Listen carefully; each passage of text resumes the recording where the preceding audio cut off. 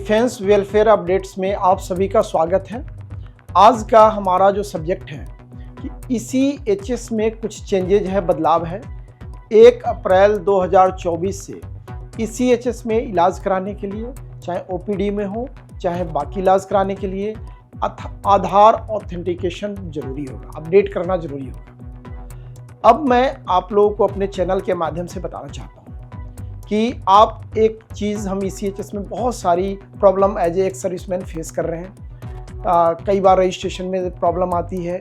अभी बच्चों की अगर हम बात करें कि एक जो मेजर प्रॉब्लम लोग फेस कर रहे हैं कि 9,000 पर मंथ से ज़्यादा जिनकी इनकम है उनका इलाज बंद कर दिया है। जिनकी 18 साल से ऊपर की उम्र है, 25 साल से कम है। ये कहाँ तक इसका औचित्य है, आप बात करिए। आज एक लेबर भी है, कम से कम 700-800 रुपया रोज लेता है, 24-25 हज़ार होता है। अगर कोई बच्चा 15-16 हज़ार कमा रहा है, किसी एक सर्विसमैन का है, किसी पूर्व सैनिक का है, आप उसका इलाज बंद कर देते हैं। तो बहुत सारी इस तरह की मनमानी ECHS के द्वारा, ECHS के जो अथॉरिटीज़ के द्वारा, डिफेंस मिनिस्ट्री के द्वारा हम पे थोपा जा रहा है। एक नया शगुफा इसमें आ गया है कि 1 अप्रैल से आपको इलाज के लिए, चाहे आप OPD में आते हैं, आधार को अपडेट करना पड़ेगा, ऑथेंटिकेशन कराना पड़ेगा, और जो भी कुछ होगा, रजिस्ट्रेशन भी होगा, हर बार हमें OTP पे आएगा जो आधार पे अपडेट है। अब इसमें प्रॉब्लम क्या आएगी समझिए। फॉर एग्जांपल, किसी के नाम में ECHS कार्ड में और आधार कार्ड में अगर कोई डिफरेंस है, फिर दिक्कत शुरू हो जाएगी।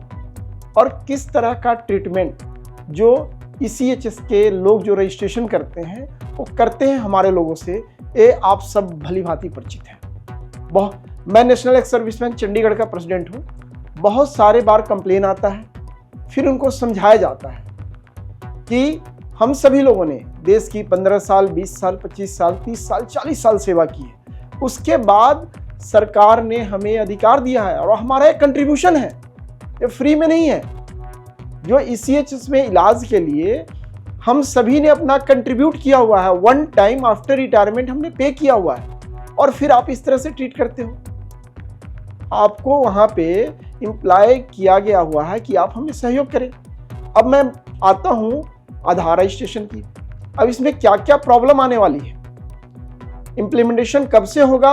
अब इसका एक चीज समझिएगा, जितने भी इम्पैनल्ड हॉस्पिटल हैं उनको ये लेटर जा चुका है, लेकिन जो लाभार्थी हैं, जो एक सर्विसमैन हैं, जो उनकी फैमिली है, डिपेंडेंट हैं, वीरांगनाएं हैं, उनको कोई अपडेशन नहीं है। हम सभी का मोबाइल नंबर रजिस्टर्ड है, किसी के पास कोई मैसेज नहीं आया है, लेकिन हॉस्पिटल में हमारा कोई भाई, उनका परिवार, उनके बच्चे, उनके आश्रित जब जाएंगे तो उनको बताया जाएगा, जब हम काउंटर पे जाएंगे, कि आप ऑथेंटिकेटेड करो। पता चले कि आधार का आप समझते ही है, OTP किस तरह से आता है, कई बार सिस्टम नहीं चलता है। एक बीमार आदमी घंटों परेशान रहेगा, जूझता रहेगा। तो इस तरह की पॉलिसीज बनाने से पहले अपने सिस्टम को चुस्त दुरुस्त करें।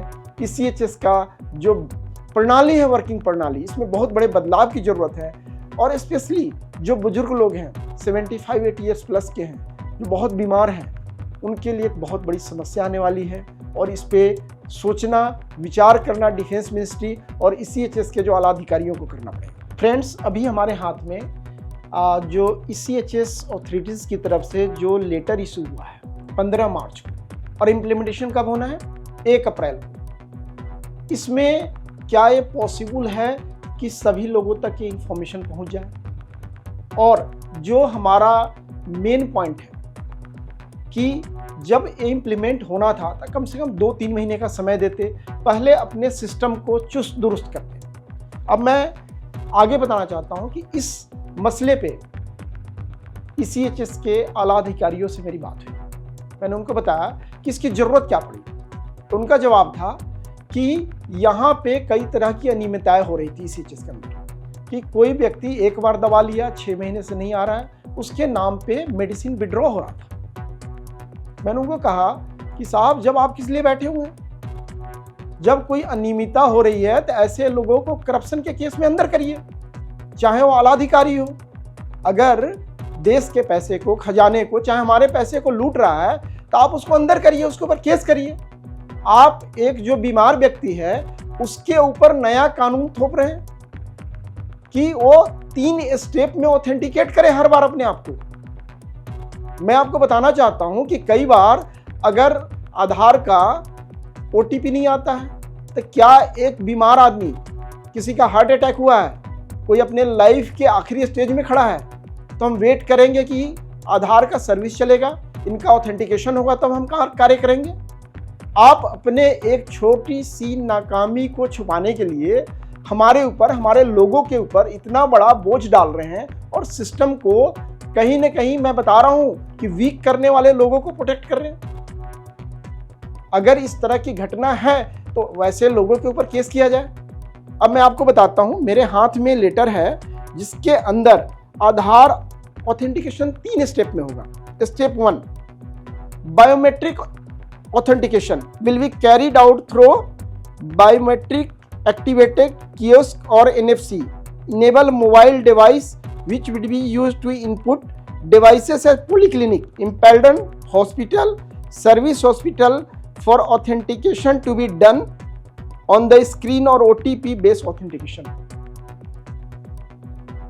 आपको पोलिन क्लिनिक हॉस्पिटल जहां भी जाएंगे OTP बेस्ड ऑथेंटिकेशन कराना पड़ेगा। मैं फिर रिपीट कर रहा हूं, किसी कारण से सर्वर नहीं चल रहा है क्योंकि हम रेलवे का टिकट लेने नहीं जा रहे। एक बीमार व्यक्ति, एक व्यक्ति जो परेशानियों से जूझ रहा है, वो अपना इलाज कराने गया है।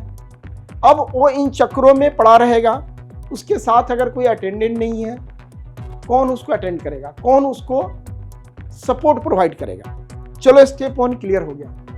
Next step 2, in case both biometric and OTP authentication दोनों हो जाने के बाद the code from ECHS card linked with Aadhaar number of the beneficiary is sent to UIDAI for authentication। अब देखिए ECHS जब बायोमेट्रिक और OTP ऑथेंटिकेट हो जाएगा तो ECHS कार्ड लिंक होगा और आधार नंबर जो बेनिफिशियरी का है UIDAI के साथ ऑथेंटिकेट होगा। ये भी प्रोसेस कहीं ना कहीं डिफिकल्ट है और इतनी जल्दी इम्प्लीमेंटेशन की ज़रूरत नहीं थी।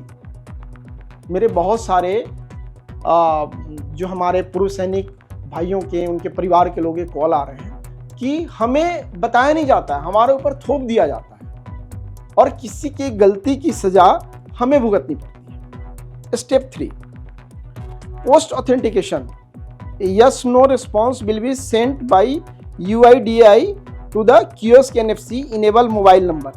In case the beneficiary chose biometric, yes or no, response will be displayed on the screen. In case of OTP and OTP will be sent to registered mobile number which will be used to generate yes no response। क्या यह easy प्रक्रिया है? इसको अपनाने से पहले क्या हम अपने सिस्टम को दुरुस्त कर रहे हैं? हम लोगों ने स्पर्श के अंदर बहुत सारी परेशानी झेली है, जिसके अंदर पेंशन को एक ही प्लेटफॉर्म पे लाया गया।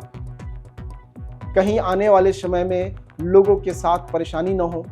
मैं अपने सभी पूर्व सैनिक भाइयों बहनों, उनके परिवार के लोगों को आगाह करता हूं कि आप अपना ऑथेंटिकेशन करा लें। ये परेशानी आ रही है लेकिन हमें प्रॉपर तरीके से अपडेशन नहीं मिलता है।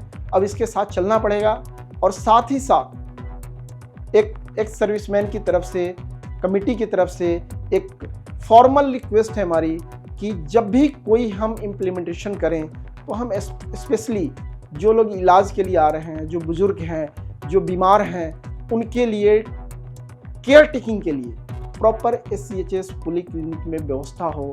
क्योंकि हम देखते हैं काउंटर पे जाने के बाद क्या हाल होता है, बहुत सारे जगह लोग परेशान होते हैं, प्रॉपर तरीके से उनको ट्रीट नहीं किया जाता है। डॉक्टर से पास पहुंचने से पहले जो परेशानी ये 3 स्टेप आने वाला है उसको लेके मेरी चिंता जायज़ है। उम्मीद है कि आप लोगों को जो अपडेशन है मैंने अपने माध्यम से दी है, आने वाले समय में इसी तरह की जो भी परेशानी होगी, जो भी नया कुछ आएगा जिससे हमारे भाइयों बहनों को, उनके परिवार के बच्चों को परेशानी होगी, उसको अपडेट करता रहूँगा। डिफेंस वेलफेयर अपडेट्स की तरफ से Rakesh Sharma, president national serviceman coordination committee Chandigarh, इसी तरह का अपडेट हम देने का प्रयास करते रहें।